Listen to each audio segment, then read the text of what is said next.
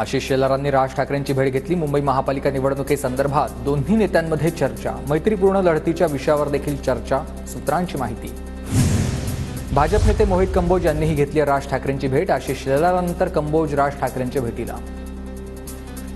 बाळासाहेब ठाकरेंच्या शिवसेनेविरुद्ध मनसेचा वापर, मराठी माणसांची संघटना फोडण्यासाठी मनसेचा वापर होतोय, संजय राऊतांचा आरोप। मुख्यमंत्री फडणवीस आणि शरद पवारांमध्ये काल फोनवरून चर्चा झाली। पवन चक्क्यांच्या मालकांना खंडणी प्रकरणी त्रास होत असल्याची पवारांची तक्रार। आमदार सुरेश धसांनी घेतली अजित पवारांची भेट। मराठवाड्यामधील मल्टीस्टेट बँकांसंदर्भात भेट घेतल्याची माहिती आहे। धनंजय मुंडे वाल्मिक कराड मल्टीस्टेट बँक बुडवणाऱ्यांच्या पाठीशी उभे राहिले, धसांचा आरोप। वाल्मिक कराडच्या सर्व गँग मुक्कामध्ये टाकल्या पाहिजेत। वाल्मिक कराड चोरांचा, दरोडेखोरांचा साथीदार, सुरेश धसांचा आरोप। तर खंडणीच्या बाबतीमध्ये मुंडेंच्या बंगल्यावर बैठक झाली, हे खरं आहे, धसांचा पुनरुच्चार।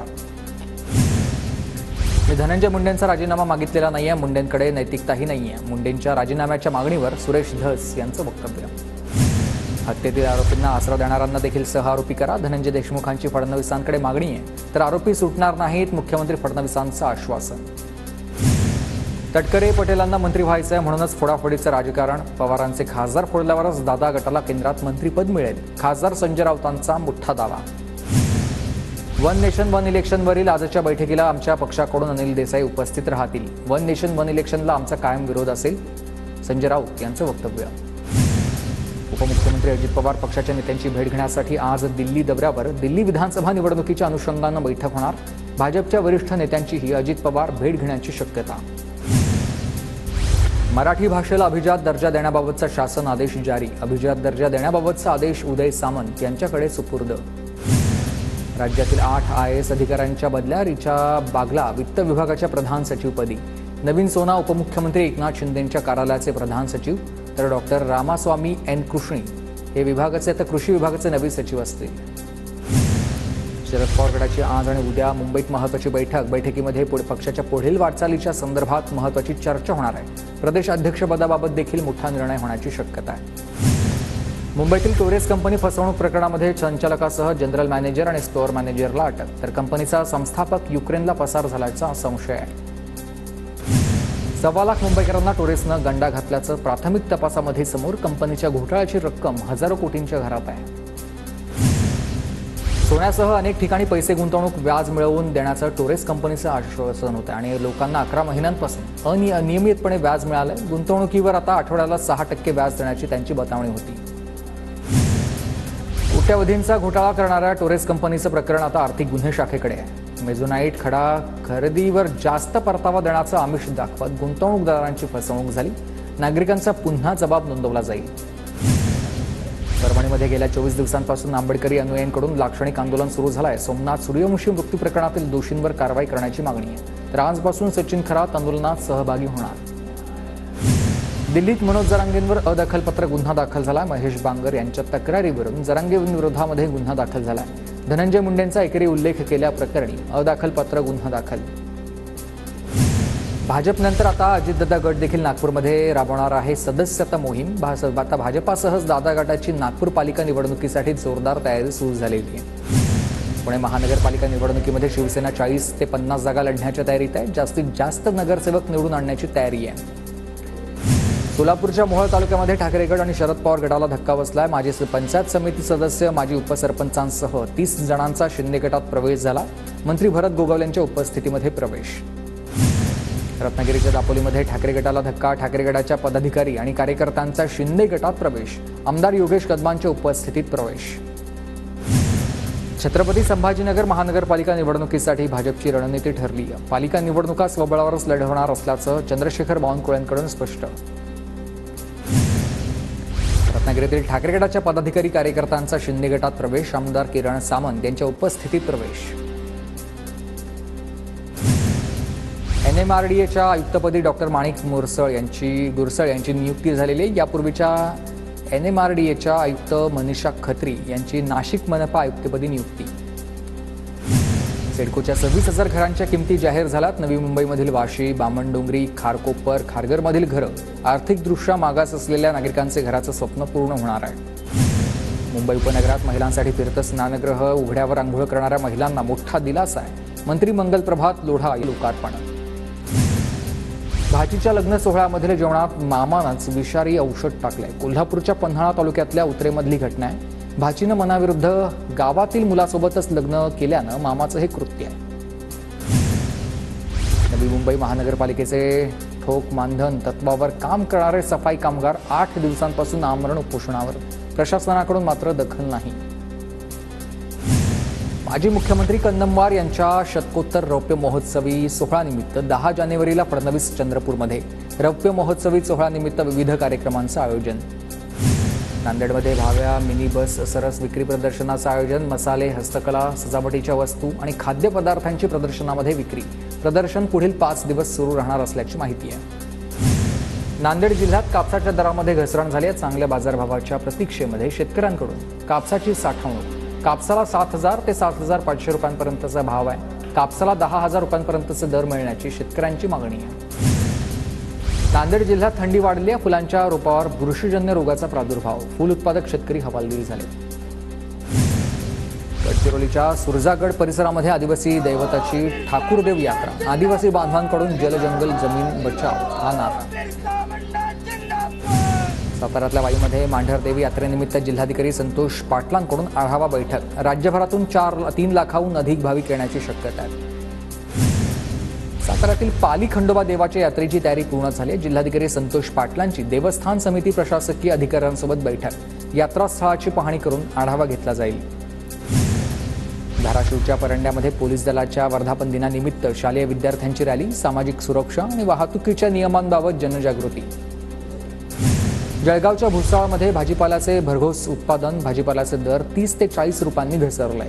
मेथी, पालक, पोकळा अन कोथिंबिरीची जोड विक्री दाखल झाली.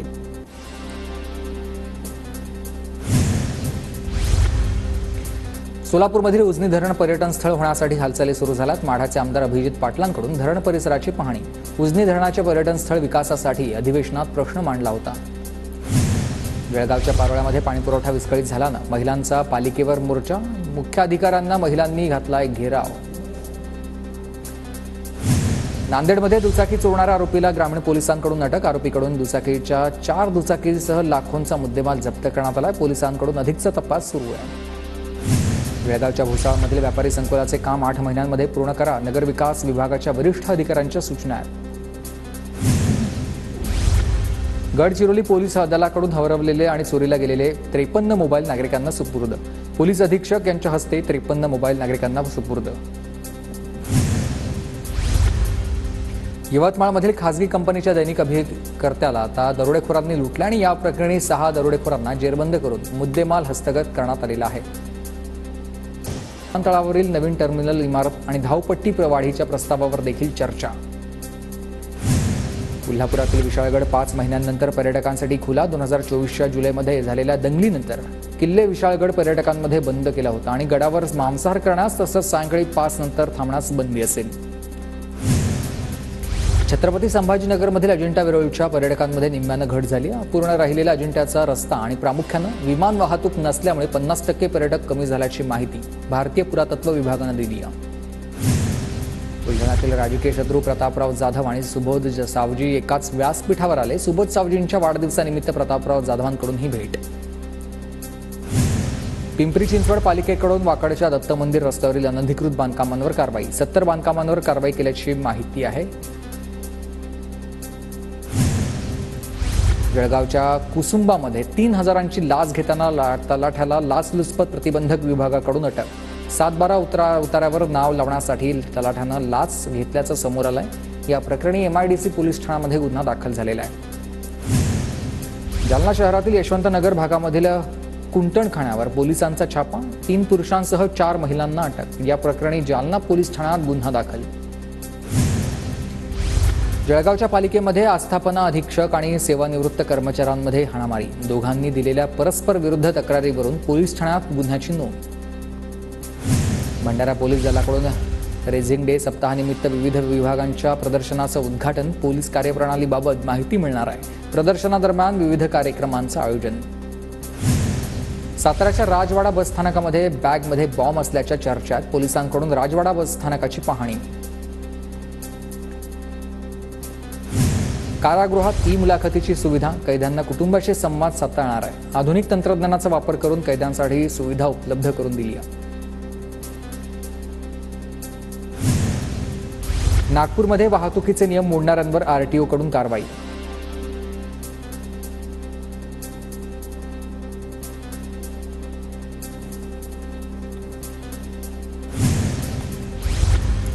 ठाण्याच्या कळव्यातील छत्रपती शिवाजी महाराज रुग्णालयामध्ये आता HMVP रुग्णांसाठी विशेष वॉर्ड तयार करण्यात आला. HMVP विषाणूबाबत नागरिकांनी घाबरून न जाण्याचं पालिकेचं आवाहन आहे. दिवा रेल्वे स्थानकामधील प्रवाशांना गर्दीतून मुक्तता मिळणार. मुंबईच्या दिशेकडील पादचारी पुलाच्या रुंदीकरणाचं काम सुरू झालेलं आहे.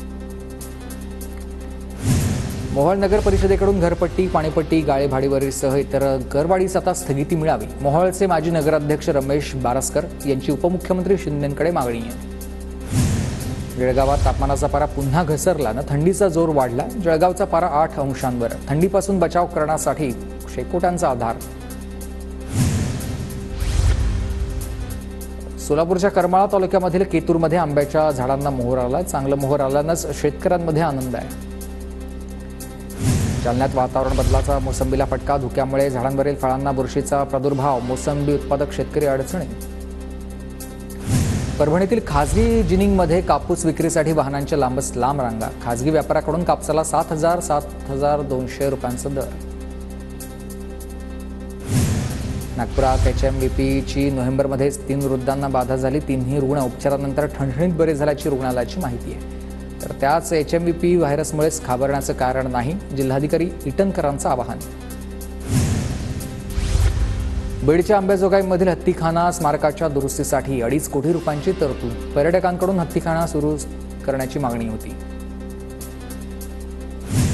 अमरावतीच्या जिल्हा रुग्णालयामधील नेत्र शस्त्रक्रिया विभाग सुरू झालाय. शस्त्रक्रिया सुरू झाल्यानं रुग्णांना दिलासा. नेत्र शस्त्रक्रिया विभागामध्ये दररोज 70 ते 80 रुग्ण उपचार घेत आहेत. अमरावतीच्या चांदूर रेल्वे शहरमध्ये 100 रुपयांच्या बनावट नोटा घेऊन फिरणाऱ्या 2 युवकांना अटक. भारतीय चलनसारख्या हुबेहूब दिसणाऱ्या 100 रुपयांच्या 31 बनावट नोटा पोलिसांकडून जप्त. सांगलीच्या जतमधील माडग्याजवळील तिहेरी अपघात झालाय. टेम्पो, दुचाकी आणि 4 चाकीचा अपघात. अपघातामध्ये 3ही वाहनांचं मोठं नुकसान झालंय.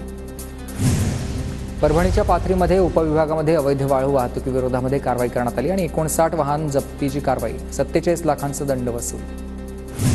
अधिग्रहणाची प्रक्रिया पूर्ण न करता 37 वर्षांनंतर देखील जमिनीचा ताबा स्वतःकडेच. म्हाडा आणि सोलापूर महानगरपालिकेची कृती ही बेकायदेशीर असल्याची मुंबई उच्च न्यायालयाची टिप्पणी आहे.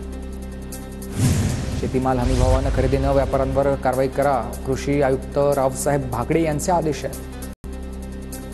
शिवनेरी किल्ल्यावर पर्यटकांसह शालेय सहलीमधील विद्यार्थ्यांची गर्दी. शिवनेरी किल्ल्यावर शिवरायांचा जयघोष. कोल्हापूरच्या इचलकरंजीमधील पालिकेचे उपायुक्त प्रसाद काटकरांच्या गाडीला ट्रॅक्टर ट्रॉलीची धडक बसली आणि सुदैवाने यामध्ये कोणतीही जीवितहानी झालेली नाहीये.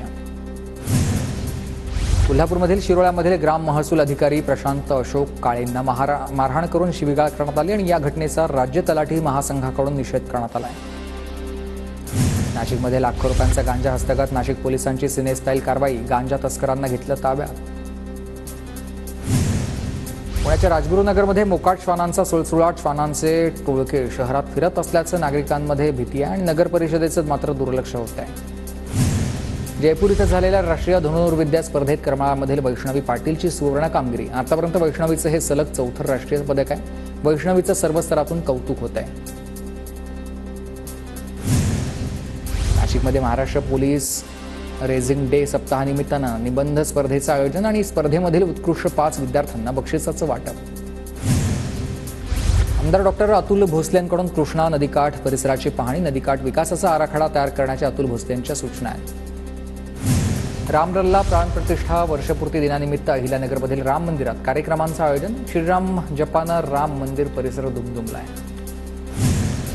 भंडाराच्या लाखांदूरमधील कोच्चीजवळ एका तरुणाचा मृतदेह फाशी लागलेल्या अवस्थेत आढळला. पोलिसांकडून अधिकचा तपास सुरू आहे. जालन्यात सर्दी खोकल्याच्या रुग्णांमध्ये सर्वेक्षण करा. जिल्हा आरोग्य अधिकारी यांच्या आरोग्य यंत्रणेला सूचना आहेत. HMVP प्रसार रोखण्यासाठी आरोग्य विभाग सज्ज आहे. कराडमध्ये पदवीधरांसाठी अप्रेंटिस भरती आणि महारोजगार या मेळाव्यांचं आयोजन करण्यात आलं. राज्यभरातल्या युवकांनी लाभ घेण्याचं आवाहन करण्यात आलेलं आहे. राज्यपाल CP राधाकृष्णन यांचे जळगावमध्ये आगमन झालं. जिल्हाधिकारी आयुष प्रसाद, जिल्हा पोलीस अधीक्षक डॉक्टर महेश्वरी रेड्डींकडून राज्यपालांचं स्वागत करण्यात आलं. गोंदियामध्ये काही दिवसांपासून ढगाळ वातावरण. जिल्ह्यामध्ये 11.4 अंशांवर तापमान आहे. पारा घसरल्यानं थंडीचा जोर वाढू लागलाय. नाशिकच्या मालेगावमध्ये थंडी वाढली आहे. थंडीच्या बचावासाठी शेकोट्यांचा आधार घेतला जातोय. कुख्यात डॉन अरुण गवळीला 28 दिवसांची संचित रजा मंजूर झाली. उच्च न्यायालयाच्या नागपूर खंडपीठाचा निर्णय.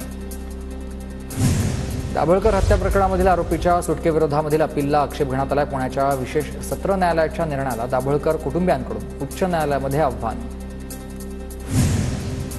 HMPV प्रतिबंधासाठी नवी मुंबई महानगरपालिका सतर्क. खबरदारी म्हणून पालिका रुग्णालयात 10 खाटांचं विलगीकरण कक्ष तयार आहे.